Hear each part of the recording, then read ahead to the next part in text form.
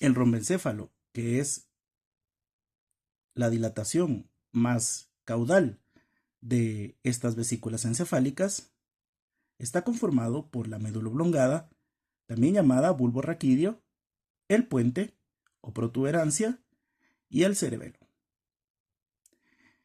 Inferiormente tenemos a la médula oblongada, que se divide de la médula espinal por debajo de la decusación de las pirámides, en un corte que se puede realizar entre el borde superior del arco posterior del atlas y el centro del arco anterior. La médula oblongada queda dividida en dos regiones por un ángulo de 160 grados, que se encuentra superior a la decusación de las pirámides. La parte inferior tiene las mismas características que la médula espinal, con una fisura media anterior que divide los dos cordones anteriores, un surco anterolateral y posterolateral que divide los cordones laterales y un surco medio posterior que divide los dos cordones posteriores. Esos dos cordones, a su vez, entre el surco posterolateral y el surco medio posterior, se encuentran divididos cada uno de ellos por un surco intermedio posterior. Ese surco separa los dos fascículos grácil y cuneiforme. La parte superior es un poco más interesante. En la parte superior de la médula oblongada encontramos en la cara anterior las pirámides vulvares. En la línea media, la fisura media anterior, y lateralmente en el surco anterolateral encontramos la salida de 10 a 12 filetes nerviosos que se unirán y formarán el 12º par craneal nervio hipogloso. Este es, de inferior a superior, el primero de los pares craneales que aparecen.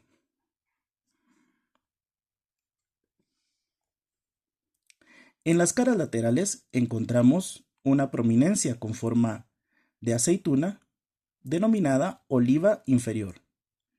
Eso le confiere el nombre al surco anterolateral como surco preolivar y al surco posterolateral como surco retroolivar. Del surco posterolateral surgen de inferior a superior los filetes nerviosos que conformarán el nervio espinal accesorio, el 11º par craneal. También, superior a este, la salida del 10º par craneal o nervio vago y del 9º, el nervio glosofaríngeo. Posteriormente, la médula espinal va a estar conformada por la prolongación de los cordones posteriores con el aparecimiento de los tubérculos que prolongan también los fascículos grácil y cuneiforme y que acá se denominan tubérculo grácil y tubérculo cuneiforme. Estos, a través de los cuerpos restiforme y yuxtarrestiforme que prolongarán las estructuras lateralmente, formarán los pedúnculos cerebelosos inferiores. En esta zona, al irse lateralmente, estos cordones posteriores desaparecen, dando lugar a la fosa romboidea que le da el nombre a toda la región de rombencéfalo. En la parte inferior de esta fosa romboidea encontramos el ángulo que inicia la fosa dándonos un triángulo inferior. Podemos observar que esta fosa también tiene, por su estructura de rombo, un triángulo superior.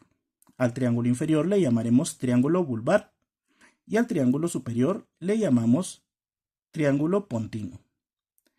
En ese triángulo inferior encontramos el surco medio del cuarto ventrículo.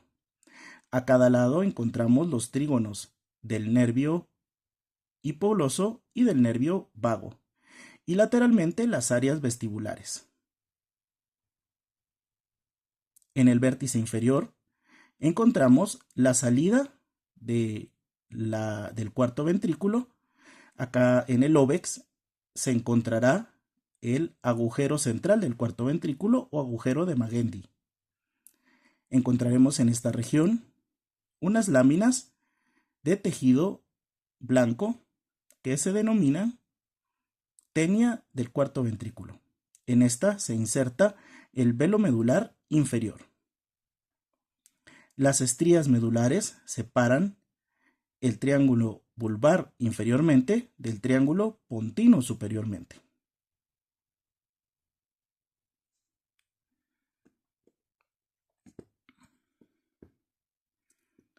El surco bulbo-pontino separa la médula oblongada del puente.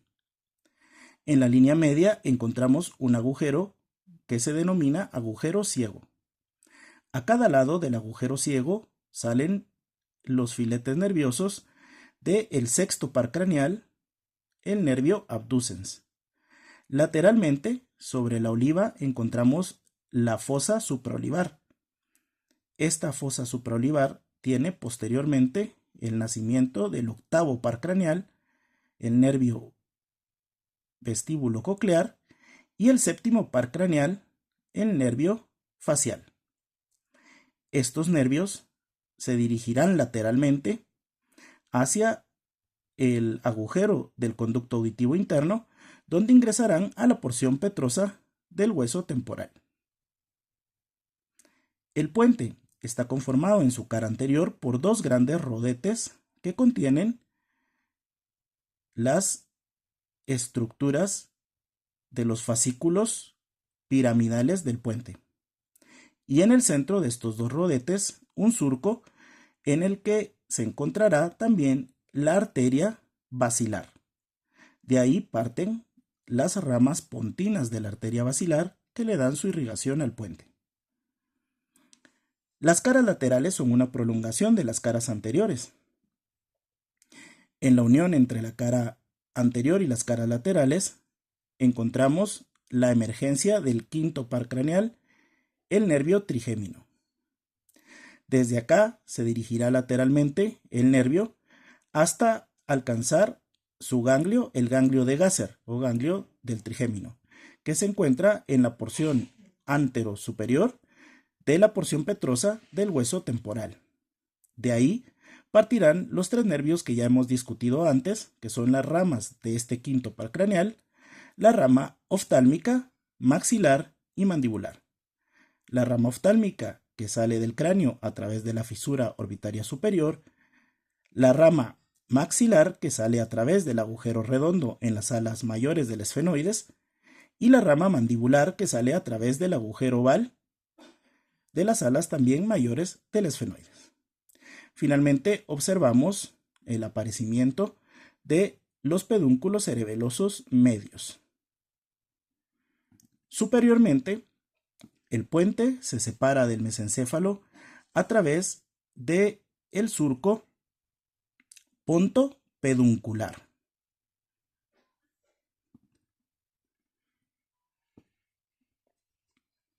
La cara posterior del puente está formada por el triángulo pontino de la fosa romboidea, con el surco medio del cuarto ventrículo que la separa en dos mitades. En cada una de ellas encontraremos los colículos faciales.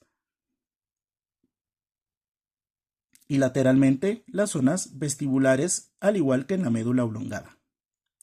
Aquí podemos observar también la unión de los dos pedúnculos cerebelosos superiores, que al unirse forman el frenillo de el velo medular superior. En estos pedúnculos cerebelosos superiores se inserta el velo medular superior para cerrar el cuarto ventrículo. Hacia la parte superior encontramos el agujero de la entrada del acueducto mesencefálico. Y aquí en la zona del frenillo del velo medular superior, a cada lado vemos la emergencia del cuarto par craneal, el nervio troclear o patético.